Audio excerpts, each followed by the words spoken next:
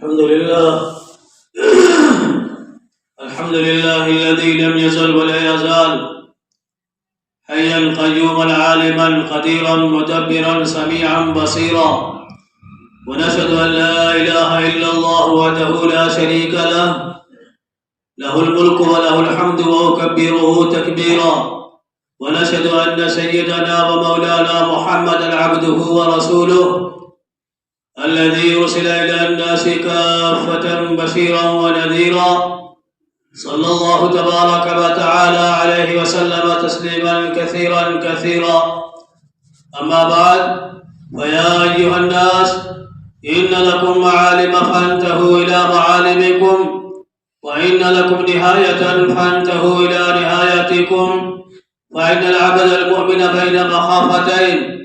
بين أجل قد مضى لا يدري ما الله صانع به، وبين أجل قد قضى لا يدري ما الله قاض به، وليتزود العبد من نفسه لنفسه، ومن حياته لموته، ومن شبابه لكبره، ومن دنياه لآخرته، فإن الدنيا خلقت لكم وإنكم خلقتم للآخرة، فوالذي نفسي بيده ما بعد الموت من مستعتب ولا بعد الدنيا دار إلا الجنة وبالنار. أعوذ بالله من الشيطان الرجيم. وإذا سألك عبادي عني فإني قريب أجيب دعوة الداعي إذا دعان، فليستجيبوا لي وليؤمنوا بي لعلهم يرشدون. أقول قولي هذا وأستغفر الله لي ولكم أجمعين. الحمد لله نحمده ونستعينه ونستغفره ونؤمن به ونتوكل عليه، ونعوذ بالله من شرور أنفسنا ومن سيئات أعمالنا، من يهد الله فلا مضل له ومن يضلله فلا هادي له، ونشهد أن سيدنا ومولانا محمدا عبده ورسوله صلى الله تبارك وتعالى عليه وسلم تسليما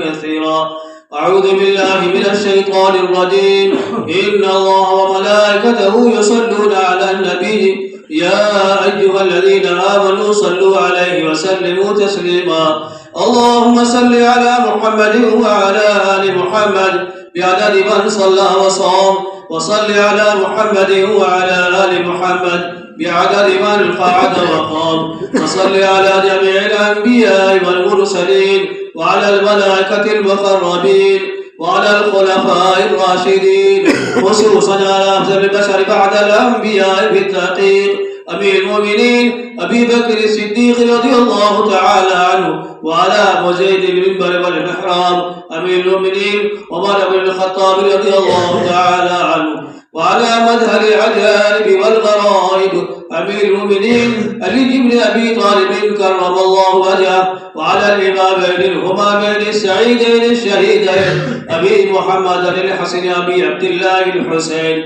رضي الله تعالى عنهما، وعلى أمهما سيد النساء فاطمة الزهراء رضي الله تعالى عنها، وعلى أميه الشريفين المكرمين بين الناس أبي عمار بن حمد أبي فضل العباس رضي الله تعالى عنه، وعلى الستة الباقية من العشرة المبشرة وسائر الصحابة والتابعين رضوان الله تعالى عليهم أجمعين. اللهم اغفر لي ولوالدي ولأستاذي ولجميع المؤمنين والمؤمنات والمسلمين والمسلمات، إنك سميع مجيب الدعوات. اللهم أيد الإسلام والمسلمين بالإمام العادل والخير والطاعات واتباع سنن سيد الموجودات صلى الله عليه وسلم. اللهم انصر من نصر دين محمد صلى الله عليه وسلم، واجعلنا منهم، واخذل من خذل دين محمد صلى الله عليه وسلم،